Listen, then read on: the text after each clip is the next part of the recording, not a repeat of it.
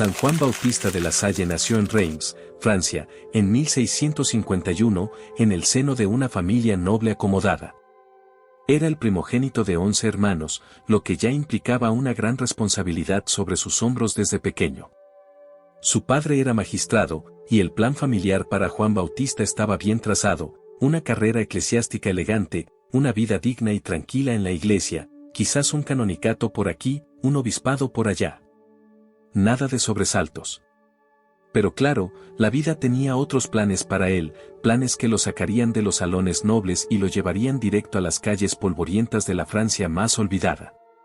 Desde pequeño, Juan Bautista fue un muchacho serio, piadoso, con una inteligencia afilada y una madurez que desentonaba con su edad.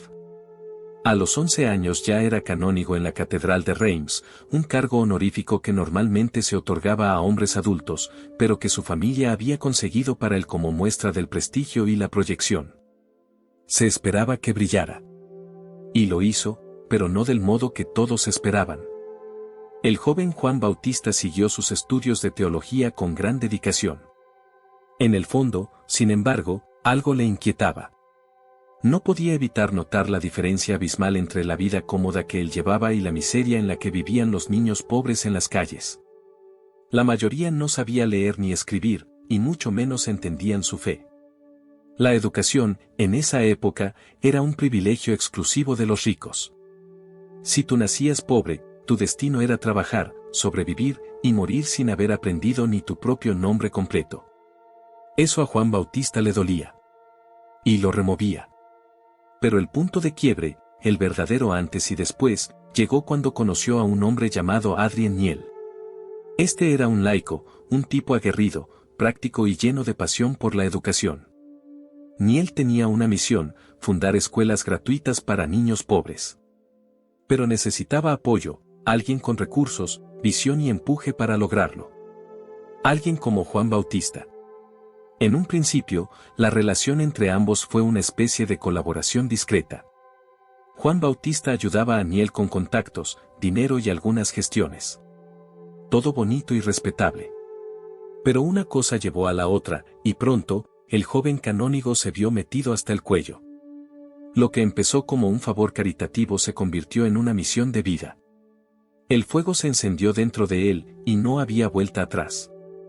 Poco a poco, Juan Bautista fue saliendo de su mundo burgués. Empezó a compartir tiempo con los maestros que trabajaban en las escuelas, hombres humildes, mal preparados, sin formación docente real. Él entendió que para cambiar el futuro de los niños, primero había que formar bien a sus maestros. Así nació su visión revolucionaria: no solo fundar escuelas para pobres, sino crear una comunidad de educadores formados, comprometidos, y que trabajaran juntos como una familia espiritual. Pero claro, esto no cayó bien en muchos círculos. Su familia, por ejemplo, no lo podía creer. ¿Cómo que estás metido en barrios bajos? ¿Cómo que les diste comida a unos maestros analfabetos? ¿Cómo que vendiste tu herencia para sostener una escuelita? Los sacerdotes de su clase social también lo miraban con escepticismo.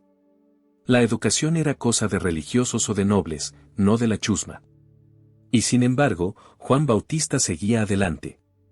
Contra viento, marea y murmuraciones.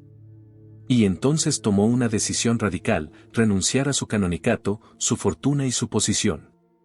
Lo dejó todo. Se mudó con los maestros, vivió como ellos, comió como ellos.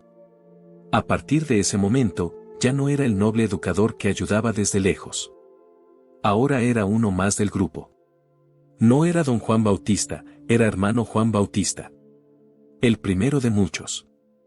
Así nació el Instituto de los Hermanos de las Escuelas Cristianas, una comunidad religiosa de laicos consagrados a la enseñanza, sin ser sacerdotes, sin hacer votos solemnes en un monasterio, y sin depender de estructuras eclesiásticas tradicionales. Era una locura en ese tiempo. Un escándalo. Pero una locura con propósito, y un escándalo con frutos. A medida que la obra de Juan Bautista de la Salle crecía, también crecían las críticas y la oposición. No solo estaba desafiando la estructura social, donde la educación era un privilegio exclusivo de los ricos, sino que estaba rompiendo esquemas dentro de la misma iglesia. Porque, seamos claros, ¿qué era eso de formar una congregación de maestros que no eran sacerdotes? ¿Cómo que no usaban sotana? ¿Cómo que vivían en comunidad pero sin clausura? Un desorden para muchos. Pero a él no le importaba. De la Salle estaba completamente enfocado. Su prioridad era clara, dar educación cristiana de calidad a los niños pobres. Y no solo leer y escribir, no señor. Él quería formar ciudadanos dignos, cristianos íntegros, personas capaces de cambiar su entorno. Por eso implementó métodos pedagógicos adelantados para su época, clases organizadas por niveles, enseñanza en grupo, nada de lecciones individuales elitistas y hasta horarios estructurados. Sí, el hombre básicamente armó el prototipo de lo que hoy es la escuela moderna, pero con propósito espiritual. Y no te creas que era un jefe autoritario. Era un hermano más.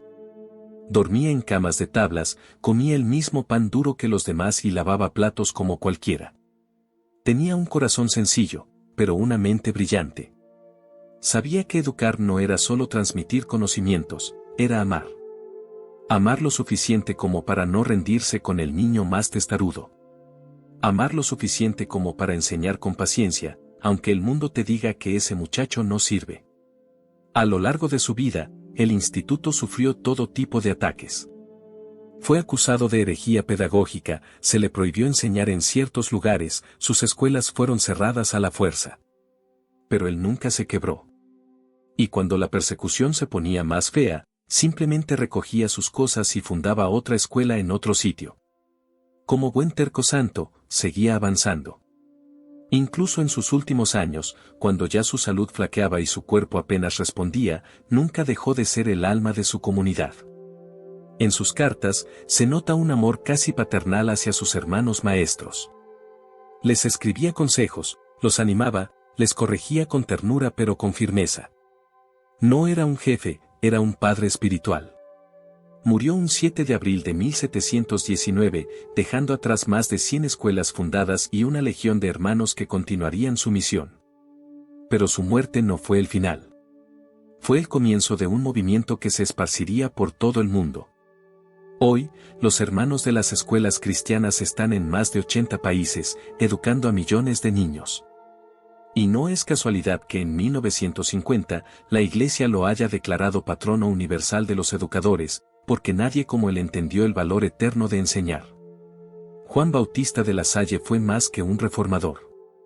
Fue un revolucionario del corazón, un arquitecto del futuro, un sembrador de dignidad en almas que el mundo había descartado. Así que si tú eres maestro, estudiante, catequista, o simplemente alguien que cree que la educación puede cambiar el mundo, este santo es para ti. Y si te gustó esta historia, no olvides suscribirte al canal La Voz de los Santos, activar la campanita y dejar tu comentario.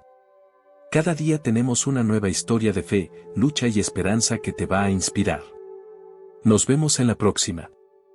Paz y bien.